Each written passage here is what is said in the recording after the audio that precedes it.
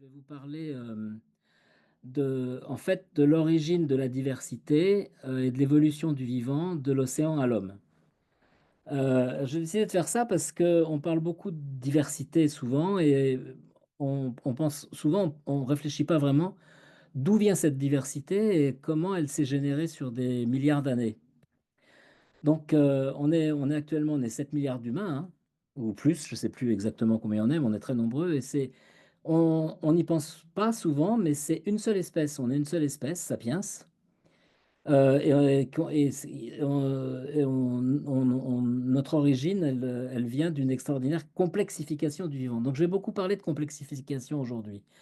Donc, vous voyez là, bon, la vie a commencé il y a à peu près 4 milliards d'années dans l'eau, hein, en tout cas probablement dans l'océan. C'était des choses très simples, hein, on ne sait pas trop, mais c'était quelque chose comme des bactéries et des virus. Et pendant à peu près euh, un peu plus de 2 milliards d'années, c'était que des bactéries et des virus. Ensuite, et au début aussi, ce qu'il faut bien comprendre, c'est que la vie a commencé il n'y avait pas d'oxygène sur Terre, hein. Ce qui a créé l'oxygène sur Terre, c'est la vie. Donc la vie a commencé dans un environnement anoxique. Et il y a à peu près 2 milliards d'années, un peu plus de 2 milliards d'années, il y a des bactéries photosynthétiques qui sont apparues, qui ont commencé à produire de l'oxygène. Et c'est à partir de ce moment-là que l'oxygène s'est accumulé dans l'atmosphère pour finalement augmenter. Et c'est probablement ça qui a permis l'apparition d'organismes plus complexes qu'on appelle les eucaryotes, comme vous pouvez le voir là ici autour de 1,5 milliard d'années, des cellules un peu compliquées. Et ça a donné naissance à tout un système, une chaîne alimentaire avec de la prédation, etc. Et donc une très grande complexification morphologique et fonctionnelle des organismes vivants jusqu'à nous. Alors, ce que vous voyez ici vous voyez, c'est assez amusant parce qu'à gauche, vous voyez l'homme qui est proche des champignons, en fait.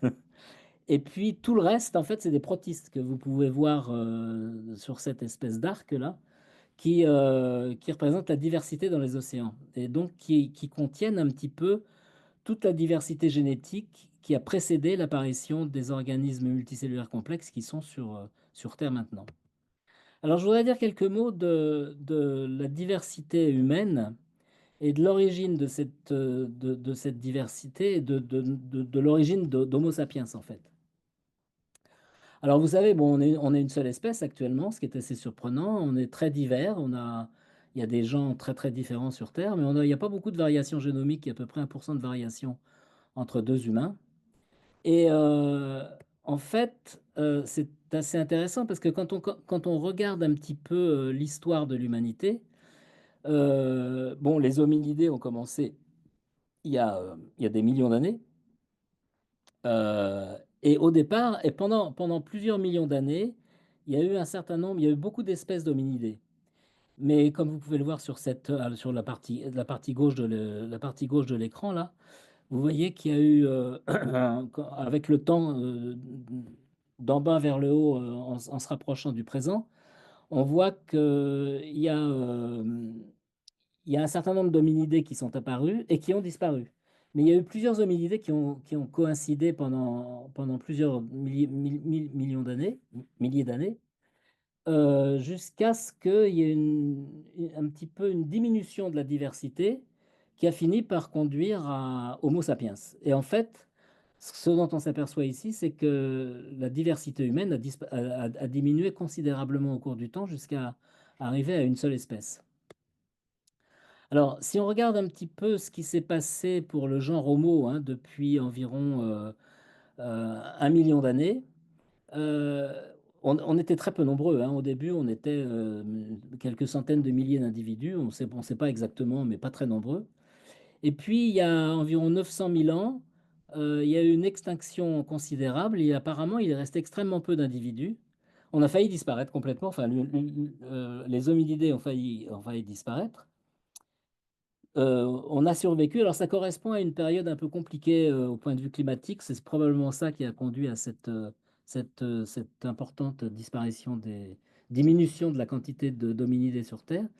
Et puis ensuite, c'est reparti avec un petit nombre d'individus jusqu'à ce qu'il y ait une diversification et puis une augmentation considérable du nombre d'individus sur Terre. Alors, quand on regarde un petit peu comment ça s'est passé, je vous raconte tout ça parce que c'est important de comprendre, si vous voulez, comment des espèces proches interagissent ou pseudo-espèces interagissent entre elles pour conduire à la formation d'une nouvelle espèce. Et ce qui s'est passé, c'est que pendant des centaines de milliers d'années, des petits groupes d'hominidés, des petits groupes, hein, ils n'étaient pas très nombreux, se sont diversifiés en échangeant leur génome lors de migrations d'un site à l'autre sur de longues périodes en Afrique. Et ça s'est produit pratiquement en Afrique. Et Homo sapiens a émergé de ce grand mélange. Et puis après, ensuite, évidemment, il y a environ 70 000 ans, les sapiens et d'autres hominidés comme Néandertal et Homo erectus ont commencé à migrer, sont partis de l'Afrique et ont envahi en fait l'ensemble de la planète. Alors, ça c'est intéressant parce qu'il y a eu des mélanges aussi entre Néandertal et Homo sapiens. Et on a tous environ 2% d'ADN de Néandertal. Et c'est important parce on a conservé, si vous voulez, les gènes des différents hominidés qu'il y a eu avant nous et qui nous servent beaucoup maintenant et qui expliquent en fait notre structure génomique. Alors on a découvert tout ça grâce à des recherches récentes avec de génomique hein, sur tous sur les hominidés. Alors, un des messages importants qu'il faut tirer de tout ça, c'est qu'on est tous des migrants. Alors, les gens n'aiment pas beaucoup les migrants en ce moment, mais on est tous des migrants, hein, c'est grâce à ça qu'on est ce qu'on est. Les progrès récents de la génomique et de la bioinformatique illuminent notre histoire. Et il y a quelque chose d'intéressant, c'est la notion d'espèce. En fait, pour faire Sapiens, il a fallu que des espèces proches où des organismes proches échangent des gènes ou des morceaux de génome. Et c'est ce grand mélange en fait qui conduit à l'apparition de certaines espèces et finalement de Sapiens. Alors il y a une autre chose qui est très importante pour mon propos aujourd'hui, c'est qu'on constate qu'il n'y a plus qu'une seule espèce humaine. Et donc ça a une conséquence très importante conceptuelle, c'est que contrairement à ce qu'on pense, on pense que la sélection naturelle c'est le moteur de l'évolution, ça joue un rôle effectivement, mais la sélection naturelle a tendance à réduire la diversité parce que ça élimine un certain nombre d'organismes. Ça laisse, comme le nom l'indique, les organismes les plus adaptés. Donc la sélection naturelle réduit la diversité. Mais ceci dit, on conserve des gènes des ancêtres puisqu'il y a eu tous ces mélanges avant. Donc si vous voulez, c'est important pour la suite parce que après, je vais vous parler de l'origine de la complexité et de l'origine de la diversité, justement. Alors, je vais vous dire maintenant quelques mots sur la complexification, sur la notion de complexification, de complexité, la notion de complexification dans notre univers et comment on peut voir tout ça, hein. Alors, d'abord, qu'est-ce qu'on appelle la complexité? Alors, vous savez, on peut avoir énormément d'objets qui sont tous identiques. C'est pas parce qu'il y a beaucoup d'objets qui sont tous identiques que l'ensemble de ces objets est complexe. Ce qui fait la complexité, c'est la diversité des objets qui sont dans un ensemble. Et du coup, bah, on retombe sur ce fameux concept de biodiversité et de diversité en général.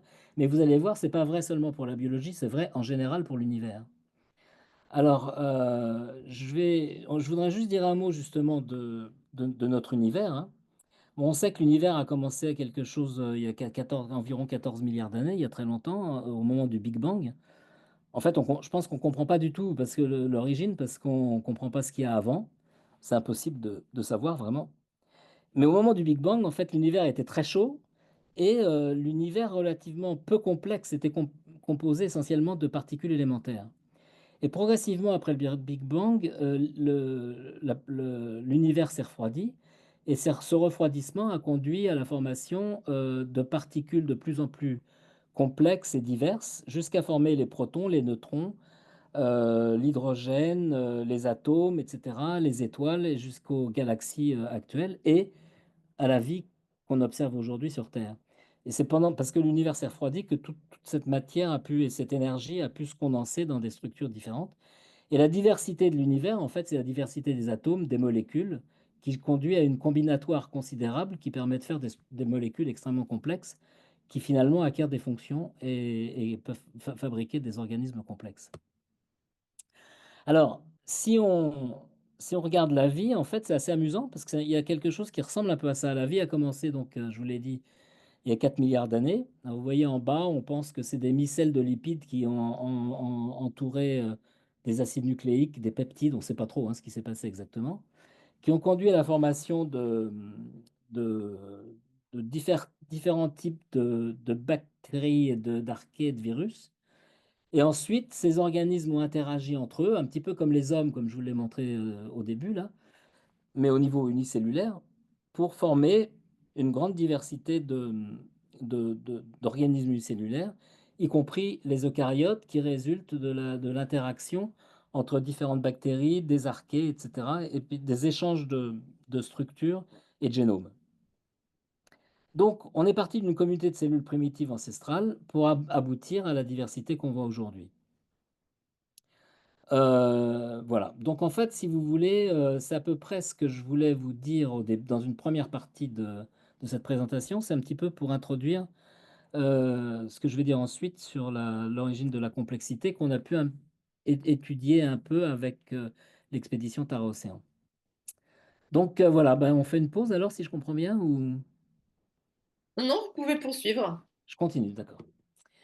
Donc, alors, on va parler de l'origine de la complexité. Donc, si la sélection naturelle réduit la diversité, qu'est-ce qui la génère? Alors, la variation, si vous voulez, c'est ce que Darwin appelait la variation, ça provient de mutations. Pendant longtemps, on a pensé que c'était seulement des mutations. C'était le néo-darwinisme, c'est-à-dire que les gens pensaient que la diversité provenait de mutations dans le génome. En fait, on sait maintenant que c'est beaucoup plus complexe et je vais vous montrer comment ça se passe avec Tara Océan, justement. C'est qu'il y a eu il y a eu des duplications de génomes, des échanges de génomes entre des organismes et des réorganisations à travers la sexualité et puis des échanges de molécules d'ADN qui ont conduit à la diversité qu'on observe aujourd'hui. Alors, le plancton, c'est particulièrement intéressant parce que comme la vie a commencé dans l'océan et que c'est des organismes unicellulaires, enfin en partie parce qu'il y a aussi un petit peu il y a pas mal d'organismes multicellulaires qu'on appelle le zooplancton dans le plancton aussi. Mais c'est composé, donc ce plancton, il est composé de virus, de bactéries, d'archées, de protistes. Donc les protistes, c'est des cellules eucaryotes, un petit peu comme les nôtres, mais qui ont acquis plein de formes différentes et des fonctions différentes. Et il y a tout un système de prédation qui s'est mis en place, donc des chaînes alimentaires qui se sont mis en place, qui ont permis l'apparition d'autres prédateurs beaucoup plus gros, comme les poissons, puis les mammifères marins, et puis évidemment tous les organismes terrestres. Donc en regardant, si vous voulez, la raison pour laquelle on a fait, une des raisons pour lesquelles on a fait Tara Océan, pour essayer de comprendre la diversité et les relations qu'il y a entre la diversité et l'environnement, c'est que tous ces organismes, ils contiennent la génétique de milliards d'années. C'est-à-dire que nous, on l'a aussi, mais là, on a une diversité colossale qu'on ne connaissait pas du tout et qui est vraiment à nos origines, si vous voulez. Donc, l'idée, c'était de développer une méthode d'étude du plancton océanique pour étudier toute cette complexité biologique à l'échelle planétaire, à l'échelle de la planète. Donc, c'est un peu ça. C'est-à-dire que donc, l'idée de Tara Océan, vous voyez sur le cercle qui est à droite, là, il y a les bactéries, les virus, les protistes et les métazoaires. Et puis autour, il y a tout l'environnement, c'est-à-dire les sels nutritifs, la position, les courants, la lumière, la température, le temps, tout ça, tout ça, ça joue un rôle très important dans la structuration de la, hum, de, des écosystèmes, la nature des écosystèmes. Donc on peut se poser des questions sur l'évolution cellulaire, la structuration des écosystèmes planctoniques, le rôle de l'environnement et des interactions entre les organismes, et la circulation globale de l'océan qui transporte tous ces organismes. Le plancton, ça veut dire les organismes qui dérivent, donc qui sont transportés par les courants d'un endroit à l'autre du globe, et ce qui permet leurs interactions dans différents environnements. Donc avec Tara Océan, on a essayé de comprendre un petit peu toute cette complexité d'interaction qui conduit à l'écosystème océanique qu'on voit aujourd'hui et qui est à nos origines. Donc, vous voyez ici sur cette vidéo-là, c'est une vidéo de la NASA qui montre la circulation océanique globale. Vous voyez, donc ce que vous voyez là, c'est le Gulf Stream avec plein de tourbillons, hein, Alors, quand on navigue dans le Gulf Stream, on rencontre ces tourbillons. Donc, on a le courant qui change sans arrêt. Et ces courants jouent un rôle très important parce que, comme je l'ai dit, ils transportent les organismes et les transportent de l'équateur au pôle, des pôles à l'équateur, et aussi de la surface vers les profondeurs. Donc, en fait, c'est comme une énorme machine à laver qui transporte les organismes partout dans le monde et qui leur permet d'interagir dans des environnements très différents, ce qui a probablement été en partie à l'origine de la grande diversité qu'on voit actuellement de la vie sur Terre. Donc, Tara Océan, vous le savez probablement, mais je vous rappelle un petit peu le voyage, hein. On avait décidé de faire un voyage qui passait par tous les océans du monde, justement, pour pouvoir avoir des organismes dans différents environnements océaniques, différentes températures, mais aussi au milieu des tourbillons, dans les zones tropicales, les zones équatoriales, les zones polaires, etc., de façon à pouvoir essayer de comprendre comment l'environnement et les interactions entre les organismes déterminent la structure des écosystèmes et comment les gènes peuvent passer d'un organisme à l'autre, etc., comment la complexification a pu se produire. Donc, juste pour le plaisir, un petit passage. J'étais sur Tara, là, c'était entre Buenos Aires et Ushuaia. On a eu du mauvais temps tout le temps, entre 30 et 80 nœuds de vent. C'était assez fatigant. Mais on a quand même réussi à faire 5 stations entre les différentes dépressions qui passaient. On a réussi à faire 5 stations, ce qui était exactement ce qu'on voulait, dans différents environnements océaniques. Alors, comment on a fait? Évidemment, pour arriver à comprendre tout ça, il fallait développer une méthode d'échantillonnage et aussi une méthode d'analyse très sophistiquée. Et ce qui est assez extraordinaire dans cette expédition Tara-Océan, c'est que on a fait ça. Il y a d'un côté la navigation qui a été effectuée avec un voilier assez simple et rustique, disons. Et en même temps, la science qui a été effectuée avec ce qu'on a échantillonné sur Tara, c'est une science incroyablement sophistiquée qui était quasiment de la science-fiction au moment où on a commencé à faire ce projet. Donc, je ne vous ai pas montré, parce qu'on n'a pas le temps là, toutes les méthodes d'échantillonnage, mais enfin, on s'est arrangé pour essayer d'échantillonner les organismes par classe de taille. Comme vous pouvez le voir ici sur les petites échelles, il y a de quelques microns à quelques millimètres, en fait. Et on échantillonne chaque classe de taille indépendamment. Et c'est ça qui a été aussi très, très complexe à mettre en place. La méthode d'échantillonnage et la méthode d'analyse, ça a été mis au point par tout un consortium d'environ 20 coordinateurs, avec tous les chercheurs qui vont avec, interdisciplinaires et internationaux. Il y a des océanographes, des biologistes moléculaires, des bioinformaticiens, et bon, il y a beaucoup de monde avec des disciplines différentes et aussi des nationalités très différentes. Il y avait il y a eu il y a toujours d'ailleurs, parce que ça existe toujours, mais il y a des Français, des Anglais, des Allemands, des Américains, des Japonais, il y a un tas de nationalités différentes. Et c'est un peu la science, hein. Les scientifiques ne s'intéressent pas tellement aux frontières, en fait, hein. On essaie de comprendre l'univers et la Terre. Donc, on a échantillonné tous ces organismes et après, la méthode d'analyse, ça a été à la fois d'étudier les génomes et l'imagerie, c'est-à-dire la morphologie. Donc, à droite, là, vous voyez quelques images de plancton. Donc, on peut caractériser les espèces en les observant. Et là, on a utilisé beaucoup d'intelligence artificielle pour analyser la diversité des formes automatiquement. Parce que si on le fait à la main, c'est impossible, en fait, parce il y a une telle diversité que analyser les milliers d'échantillons qu'on a récupérés avec Tara Océan à la main, c'était quasiment impossible. Et donc, c'était le début de l'intelligence artificielle et des systèmes d'apprentissage automatique dans les années 2010. Hein. Donc ça fait déjà un moment, on en parle beaucoup maintenant, mais ça existait déjà à ce moment-là pour la science. Et l'autre approche qui a été probablement la plus importante, c'est l'approche génomique, qui nous a permis d'étudier la composition en ADN, en ARN, et donc c'est-à-dire la composition, la diversité génétique et la diversité fonctionnelle, si vous voulez, des écosystèmes et des organismes à différents endroits où on a échantillonné avec la génomique. Alors ça a conduit en 2015, on a publié 5 articles ensemble dans une revue scientifique très connue, Science, sur la diversité des virus, des bactéries, des protistes, et quelques articles, parmi ces 5 articles, il y en avait 2 qui étaient fonctionnels sur le rôle de l'océanographie, c'est-à-dire du transport des organismes dans la biodiversité, et l'autre sur le rôle des interactions entre les organismes sur la structure des écosystèmes.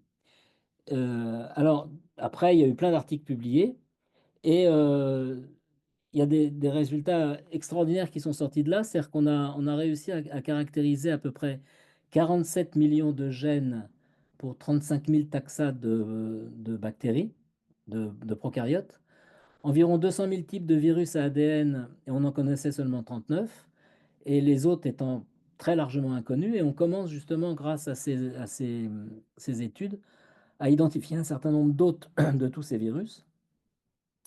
130 000 genres de protistes, 10 fois plus que le nombre décrit manuellement, et 116 millions de gènes pour les protistes. Donc, vous voyez, ensemble, entre les protistes et les bactéries et les virus, on tourne autour de près de 200 millions de gènes. C'est le plus grand catalogue de gènes pour un biome donné qui a été étudié. Donc là, on commence à voir un petit peu quelque chose de très intéressant pour la complexification. Euh, et la richesse génétique des océans. On sait maintenant, hein, grâce à des expériences qui ont été effectuées aux États-Unis par le labo de Craig Venter, je crois, qu'une cellule minimum peut fonctionner avec à peu près 500 gènes. Il n'y a pas beaucoup de gènes, pas besoin de beaucoup de gènes pour faire fonctionner une bactérie, par exemple. Le génome humain, donc nos génomes, c'est à peu près 20 000 gènes. Donc pour faire un homme, il ne faut pas tant de gènes que ça. 20 000 gènes, ça suffit. Par contre, le génome océanique, le plancton seul, c'est probablement plus de 200 millions de gènes. Donc, ça veut dire que, si vous voulez, quand on sait que la vie a commencé il y a 4 milliards d'années, euh, il y a eu tout un mécanisme de complexification génétique qui continue encore actuellement dans l'océan, probablement. Et c'est ça qui a créé la biodiversité qu'on voit aujourd'hui. Donc, en fait, cette biodiversité, c'est pour ça que quand on dit que la biodiversité disparaît, c'est très grave parce que cette biodiversité, elle s'est fabriquée pendant plus de 4 milliards d'années. Enfin, un peu moins parce que au début, c'était pas très divers. Ça a commencé vraiment à se diversifier avec les eucaryotes. Alors, qu'est-ce qui est à l'origine de cette complexification génétique? Alors, comme je vous l'ai dit, il y a les mutations, mais c'est relativement peu de choses. Ce qui est extrêmement important, c'est la dynamique des génomes, justement. C'est-à-dire que les génomes sont capables de se dupliquer, etc., de se modifier.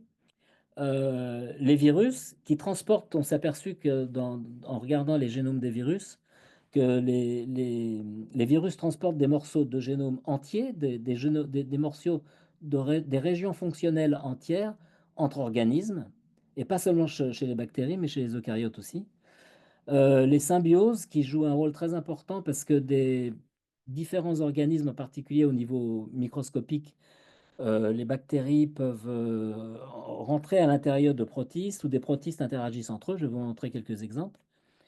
Et ça conduit à la fois des échanges fonctionnels, mais aussi des échanges génomiques entre les différents organismes qui interagissent comme ça. Évidemment, leur production sexuée qui conduit à des remaniements chromosomiques. Et tout ça, si vous voulez, ça a conduit à cette grande complexification génomique qui a permis la biodiversité qu'on voit actuellement sur Terre. D'abord dans l'océan, où pratiquement la grande majorité des gènes qui sont nécessaires à fabriquer des organismes, des hommes, ont été générés dans l'océan. C'est leur combinatoire après qui permet de faire d'autres espèces. Et puis, on en revient à la sélection naturelle, qui évidemment joue un rôle très important dans la filtration des combinaisons fonctionnelles qui façonnent la composition des écosystèmes. Donc, si vous voulez, d'un point de vue biodiversité, et cetera, c'est à peu près ce que je voulais dire. Alors, je voudrais vous montrer un exemple ici, de symbiose parce que c'est très important. Vous avez, à gauche là, en vert, c'est un cilié qui s'appelle Tiarina. Donc c'est un petit organisme unicellulaire, c'est un protiste, hein, qui vit dans l'océan et au milieu, ce que vous voyez, c'est une coupe, au microscope optique, c'est une coupe, optique en fait, hein, qui vous montre ce qu'il y a à l'intérieur. Il y a le noyau en bleu clair et en rouge, c'est un autre, organisme photosynthétique, lui, qui est qu'on appelle le Symbiodinium. Donc c'est une petite algue, unicellulaire qu'on retrouve aussi dans les coraux et c'est elle qui permet aux coraux de fonctionner, qui les empêche de blanchir justement. C'est les coraux ont besoin de ça. C'est quand cette algue est expulsée des coraux que les coraux blanchissent et finalement meurent. Parce qu'elle apporte cet organisme apporte de l'énergie. Donc c'est un très bon exemple de symbiose où on voit que deux protistes, en fait, interagissent directement, fonctionnellement. Alors après, il y en a d'autres, hein. Il y a au milieu une diatomée qui interagit avec d'autres, protistes. Heu, un peu à droite, là, vous voyez, ce qu'on appelle un dinoflagellé. C'est un protiste très complexe, de forme très complexe. C'est aussi un unicellulaire et en vert, c'est des bactéries, des cyanobactéries, donc des bactéries photosynthétiques qui se mettent dans une poche, qui s'est développée dans le protiste et ils échangent, fonctionnellement. Voilà. Donc voilà un petit peu ce que je voulais dire l'origine de la biodiversité et grâce à Tara Océan. Alors il y a énormément beaucoup plus de résultats qui sont sortis, mais je ne peux pas en parler là, hein, c'est trop compliqué, de Tara Océan, mais très généralement, si vous voulez, ça joue un rôle très important dans tout ça. Alors il y a un autre aspect qu'on cherchait à aborder avec cette expédition, c'était le rôle en fait de l'environnement et de la température, sur la structure des écosystèmes. Et on s'est aperçu que la structure des écosystèmes marins est directement dépendante de la température au degré près. C'est-à-dire qu'on a quasiment une relation linéaire entre la température et la nature de la diversité d'un écosystème particulier, par exemple, bactérien. Et on peut donc prédire, en fait, en connaissant la température, on peut dire quel type d'écosystème on va avoir à un endroit donné de l'océan. Donc il y a une relation très étroite entre la température et 1 degré, c'est pour ça quand le réchauffement climatique, un réchauffement d'1 degré, ça va changer beaucoup de choses, hein. Quand la température de l'eau change d'1 degré, ça va vraiment changer beaucoup de choses au niveau de la structure des écosystèmes. Alors on a utilisé ça justement pour, faire des projections, des changements de diversité pour les organismes à la fin du siècle, en utilisant un des scénarios du GIEC. Et ce que vous voyez là, c'est que plus c'est rouge, plus la diversité change. Et plus c'est blanc, moins elle change. Et quand c'est bleu, c'est que plus c'est rouge, plus la biodiversité augmente. Plus c'est blanc, moins elle bouge. Et plus c'est bleu, la diversité diminue. Donc vous voyez ici, ici ces différents exemples, quand on regarde pour différents types d'organismes, on s'aperçoit qu'à la fin du siècle, on aura une augmentation de la biodiversité d'un certain nombre de bactéries, les bactéries P par exemple, au pôle. Et on aura une diminution de cette diversité pour les bactéries H au niveau de l'équateur, et cetera. Bon. Donc on a des variations. Alors c'est très intéressant parce que ça dépend des organismes, les prédictions dépendent des organismes. Ils vont pas tous réagir de la même façon. Bon voilà. Alors on peut s'arrêter là ou je peux encore vous dire quelques mots sur la structure comment on est fabriqué, si vous voulez. Est-ce qu'on a le temps ou pas Bah, écoutez, là, il est presque moins le quart, mais si vous arrivez à le tenir en peut-être 5 minutes max pour qu'on ait un petit peu de temps de questions, ce serait super. D'accord. Bah, je vais continuer parce que c'est quand même intéressant la suite. Là, je vais vous parler de la morphogénèse, en fait, de l'organisme de nos formes et des gènes qui sont importants pour ça. Donc, je voudrais juste dire quelques mots de la complexité génomique et la morphogénèse. Alors, je vais sauter tout ça parce que j'ai pas le temps là, mais donc enfin, juste ça. Vous savez, ça c'est la structure d'un virus. Donc, les gènes codent pour des protéines et ces protéines, dans les virus, par exemple, là c'est le Covid. Ces protéines interagissent entre elles directement comme dans un cristal, comme les molécules d'eau, hein, qui forment de la glace, par exemple. Et donc, là, dans le virus du Covid, vous voyez qu'il y a différentes protéines en mauve, en rouge, en vert et en jaune, là. En jaune, c'est l'ADN. Et ces protéines interagissent entre elles, et c'est la structure des protéines même qui détermine la structure finale du virus, de la forme du virus lui-même qui est composé de ces protéines. Mais si on regarde une cellule, par exemple, c'est pas du tout la même chose parce qu'une cellule, ça bouge. Donc, je sais pas si je peux la faire marcher. Voilà. Et vous voyez, ça, c'est un macrophage au milieu de globules rouges. Et la petite structure noire là que le macrophage poursuit, c'est une bactérie. Et ce macrophage, vous allez voir, il va finir par là. Donc, il sait où est la bactérie, il va la chercher, il va l'attraper, vous allez voir. Et puis, il va la manger. Et donc, il bouge ce macrophage. C'est une cellule complexe, mais qui bouge et qui est capable de sentir, de détecter des choses et de fonctionner. Qu'est-ce qui permet de faire ça? Eh bien, justement, dans tout ce que je vous ai raconté, c'est qu'il y a des molécules particulières qui sont apparues dans l'océan, dans les organismes primitifs dont je vous ai parlé, qui fabriquent des fibres dans les cellules, des fibres rouges que vous voyez ici, ou vertes, qui sont des microtubules. En rouge, c'est ce qu'on appelle les microfilaments. Les microfilaments, c'est ce qui sert aussi à fabriquer vos muscles. Quand vous utilisez vos muscles, en fait, vous utilisez ce qu'on appelle l'actomyosine, qui permet de la contraction. Et ces molécules d'actine et de tubuline, les microtubules, c'est ces molécules-là qui, en changeant de forme, permettent aux cellules de bouger, mais aussi d'acquérir des formes différentes. Vous voyez, par exemple, ici, vous avez le fameux macrophage en haut, au milieu, en bas un neurone dans lequel les microtubules en vert déterminent l'axone, ou un muscle en bas à droite où l'actomyosine détermine la grande majorité de la structure du muscle. Donc en fait, si vous voulez, au cours de l'évolution, il y a des molécules très particulières qui sont apparues, et c'est cette combinatoire qui a permis l'apparition de cellules de formes très différentes des cellules qui nous constituent et qui permet de fabriquer un organisme complexe. Donc je vais juste, je n'ai pas le temps là de montrer tout ça. Donc, il y a des phénomènes d'auto-organisation qui conduisent à ces formes, c'est assez extraordinaire. Mais je vais juste vous montrer, ça c'est un poisson zèbre hein, ici. Et ce que vous voyez ici, c'est la migration de cellules qui partent de derrière l'oreille et qui forment ce qu'on appelle la ligne latérale. Les poissons ont une ligne latérale qui en fait est un organe sensitif, un petit peu comme l'oreille, qui permet de sentir les vibrations dans l'eau. Et vous voyez cet organe, en fait, c'est une ligne en haut. Vous pouvez voir la ligne avec des points verts. Et en bas, vous voyez cette ligne est en train de se former dans un embryon. Et donc, si vous voulez, dans cet embryon, en fait, il y a un petit groupe de cellules qui part de derrière l'oreille et qui migrent sur une autoroute, en fait, qui était prédéposée avant, dans l'étape précédente du développement du poisson. Et ces cellules, on sait maintenant, dans mon labo, on a travaillé là-dessus, on sait à peu près comment ça fonctionne, comment ce système s'auto-organise pour fabriquer un organe sensoriel. Et donc, ça implique toutes ces molécules dont je vous ai parlé avant, plus tout un tas d'autres molécules régulatrices assez complexes. Toute cette complexité, donc, elle vient de cette évolution au cours des milliards d'années qui nous ont précédés. Donc, voilà, les cellules eucaryotes ont acquis des réseaux de gènes qui permettent la morphogénèse par auto-organisation. Et ces réseaux de gènes s'allument successivement pendant le développement, à chaque nouvelle étape étant déterminée par la précédente. Donc vous voyez que la diversité s'est construite sur la diversité et on commence à comprendre ces mécanismes. L'imagerie génomique et des concepts physiques ouvrent une voie fantastique maintenant pour aborder ces questions fascinantes. On commence à vraiment comprendre en fait nos origines et comment on fonctionne, hein. C'est assez fabuleux. J'aurais pas cru quand j'ai commencé à faire de la recherche que ça aille si vite. Alors, ouais, un mot sur science et société quand même, hein.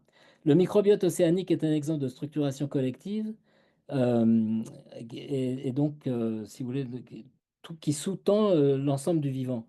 Et tout est lié. C'est-à-dire que notre civilisation est la première à être planétaire. Alors, la science et la rationalité, c'est important parce que ça a permis à l'humanité de se développer comme elle s'est développée. Mais on a des gros problèmes en ce moment, je trouve. Science sans conscience, comme disait un certain ancêtre. Science sans conscience n'est que ruine de l'âme, on pourrait dire ruine de l'homme. Je pense qu'on a des gros problèmes en ce moment. Au lieu de faire de la collaboration internationale, tout le monde se tape dessus. Et donc la compétition un peu, mais pas trop. Il faut surtout apprendre à partager. Et une chose très importante, c'est que le libéralisme économique sans régulation est carrément incompatible avec les contraintes écologiques. Ce système a permis la prolifération de l'humanité et le bien-être actuel. Mais si on fait rien pour contrôler ce développement anarchique, ça va conduire à des situations dramatiques. Donc voilà un petit peu ce que je voulais vous dire. Et ça, c'est mon bateau que je n'ai plus devant Tara là. Donc merci beaucoup. Désolé, j'ai été un peu long. Non, non, pas du tout. Ne vous excusez pas, c'était absolument fascinant. Donc, merci beaucoup. Et justement, alors super, je voulais justement que vous en parliez un petit peu, parce que vous avez écrit un livre sur ce sujet. Oui, alors j'ai écrit un livre qui s'appelle Aux sources de la vie chez Flammarion. Vous le voyez là. Et puis, en fait, si vous voulez, le livre, c'est à peu près sur ce que j'ai écrit, ce que j'ai raconté là. Mais évidemment, il y a beaucoup plus de choses dedans, hein. Je pense que pour des profs, c'est compréhensible. C'est un peu difficile pour le public, un public non averti, mais pour des professeurs, c'est accessible, je pense. Il y a un autre livre qui est très bien, qui complète bien le mien, d'ailleurs, c'est celui de Christian Sardet Oui, qui s'appelle Les cellules, qui est publié chez Ulmer en 2023. Et puis il y a quelques autres livres qui sont. Alors il y a L'univers élégant de Brian Greene, qui est plutôt de la physique, mais qui est important pour bien comprendre notre univers. Et puis il y a il y a un autre article, il y a quelques bouquins aussi sur la complexification, un de John Castee et l'autre de Stuart Kaufman, sur les phénomènes d'auto-organisation et la complexification. Voilà. d'accord. Bah, écoutez, merci pour ces références qui vont permettre effectivement aux enseignants et enseignantes d'aller creuser davantage la question. Alors, il nous reste quand même un petit peu de temps si dans l'assemblée, il y a des personnes qui souhaitent poser des questions. Saisissez cette belle occasion de pouvoir recevoir une réponse de Monsieur Carsanti, hein, n'hésitez pas. Et donc, effectivement, pour répondre à certaines personnes, oui, vous recevrez le replay de ce webinaire, hein, puisque vous pourrez le regarder à tête reposée. Donc, on a beaucoup de messages, vous devez les voir, hein, Monsieur Carsanti, dans le chat, là, qui vous remercie pour votre exposé qui était passionnant et très enrichissant. Alors, on a Lata qui se demande, suite à la mission avec Tara, comment faites-vous pour gérer une si grande quantité de données et comment les partager au sein de la communauté scientifique? Alors, ça a été un des gros problèmes depuis le début. Si vous voulez, il y avait un gros problème déjà pour analyser des quantités de données colossales comme ça. Ça a été possible grâce. En fait, il s'est passé une chose assez extraordinaire, c'est que quand on a commencé Tara Océan en 2009, j'étais très inquiet parce qu'en fait, on n'avait pas vraiment les moyens de faire la génomique comme on l'a fait. Ça apparu à peu près en même temps que le début de l'expédition. Il n'y avait pas les méthodes non plus d'informatique hein, pour faire toutes ces analyses, la puissance et puis les méthodes actuelles. Donc en fait, si vous voulez, il y a eu une conjonction assez intéressante entre le développement de la technologie et l'acquisition des données des échantillons. Donc c'est toute la technologie informatique et bioinformatique qui s'est développée, qu'on voit maintenant exploser complètement, qui a permis d'analyser toutes ces données à la fois, disons, d'identifier les gènes, de les stocker, hein, parce que toutes les données sont stockées au European Bioinformatics Institute à Cambridge, qui fait partie de mon labo, de l'EMBL, et, et- et elles sont en accès libre pour l'ensemble de la communauté scientifique. Donc, si vous voulez, il y a eu cette conjonction heureuse, en fait, entre l'échantillonnage qu'on a fait, l'analyse qu'on avait prévue, et le développement de la technologie qui a suivi à peu près en même temps. Pour le partage des données, c'est très compliqué parce que, alors, elles sont en accès libre. Cela dit, tout le monde ne peut pas utiliser ces données parce que il faut avoir l'expertise. Il faut des gens c'est très sophistiqué. Donc, il faut des gens très bien formés pour pouvoir utiliser ces données, ce qui fait que, un- en quelque sorte, ça réduit l'utilisation de ces données surtout aux pays développés et c'est un des problèmes auxquels on a essayé de s'attaquer en recrutant des postdocs d'Amérique du Sud et d'Afrique, en essayant de les former. Mais ça suffit pas parce que c'est, ouais, c'est compliqué, quoi. Donc on travaille en ce moment sur la construction d'une base de données intégrée qui permet d'accéder aux données de façon un peu plus simple que d'aller à la pêche comme ça sur les bases de données généralistes. Voilà, c'est un c'est une Merci. réponse. J'espère qu'elle répond à ce que vous voulez, c'est un peu compliqué. Mmh. Alors, on a une, enseignante, Estelle Ivan, qui vous demande ce que nous apporte l'ADN de Néandertal dont vous nous avez parlé.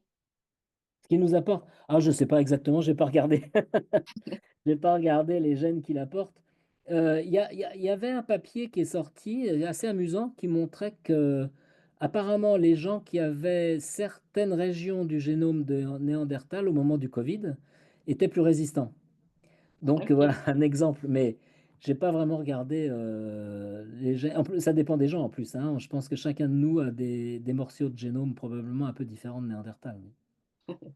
Alors, on a Elise Vandenberg également qui vous demande, alors quand vous disiez que les virus changent de génome, est-ce qu'un individu change de génome au cours de sa vie?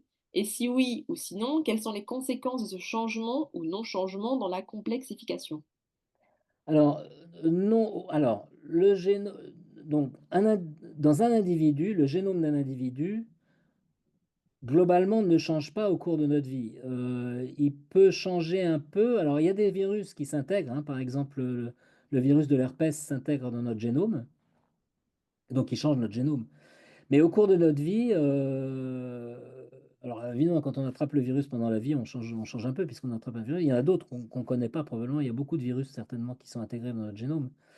Mais, intrinsèquement, le génome ne change pas, sauf par des modifications, qu'on appelle épigénétiques, qui sont des modifications, pas du tout dans l'enchaînement des bases, mais dans la structure même du génome. Heu, alors les virus changent par mutation, hein, mais leur génome ne change pas vraiment. Ce qui fait surtout ce que j'ai dit, c'est que ce qui se passe, c'est que c'est les virus transportent des morceaux de génome. C'est-à-dire que quand ils intègrent le génome d'un autre organisme et qu'ils ressortent, qu'ils infectent un autre organisme, ils peuvent transporter des morceaux de génome qui viennent d'un organisme dans un autre. Donc c'est un vecteur, plus que mais alors le génome du virus, il change au moment de l'infection et de l'interaction avec un autre organisme, mais il change pas spontanément. Voilà. Merci pour votre réponse. On a Élodie qui vous demande s'il serait possible de revenir sur l'augmentation de la biodiversité de certaines bactéries au niveau des pôles, dans le cadre du scénario du GIEC que vous avez montré. Oui. Alors, en fait, si vous voulez, ce qui se passe, c'est qu'il y a une corrélation inverse entre la température et la biodiversité. C'est-à-dire plus il fait chaud, plus il y a de biodiversité. Donc on sait donc dans les modèles qu'on construit actuellement, certaines bactéries, deviennent plus diverses au pôle parce que les pôles vont se réchauffer naturellement. Maintenant, comme on a intégré là-dedans, c'est pas vrai pour tout le monde. Il y a ça change un petit peu d'un organisme à l'autre. Donc, d'un organisme à l'autre, on a des résultats assez différents au point de vue, changement de biodiversité, avec le réchauffement climatique. Justement, on a une question de Marion Tilly en ce sens, hein, qui vous demande, a-t-on une idée des conséquences de ces modifications, donc avec l'augmentation de la température, sur les autres écosystèmes? Heu, pas encore. On a pour l'instant, enfin, si vous voulez, les autres écosystèmes, vous voulez dire pas planctoniques, c'est-à-dire les écosystèmes terrestres, par exemple, ou c'est J'ai ça la question? l'impression, oui, comme on dit, autre écosystème, oui, c'est ça, elle me confirme. Mm. Oui, bah, si, si, enfin, nous, moi, j'ai pas on n'a pas de données là-dessus, hein, mais par contre, bah, oui, oui, ça se voit, par exemple, en France, on voit très bien que, si vous voulez, par exemple, pour le vin, on va faire du vin plutôt plus au nord que plus au sud dans un certain temps parce qu'il fera trop chaud, par exemple, hein. Donc c'est un exemple très simple, mais je pense que c'est comme ça un petit peu pour tous les organismes, c'est-à-dire que les organismes vont migrer, comme les hommes probablement, pour, se déplacer vers des régions qui leur sont plus favorables, et les interactions entre les organismes vont changer aussi, oui. Mmh. Alors, on va prendre une dernière question de Emmanuel Mora.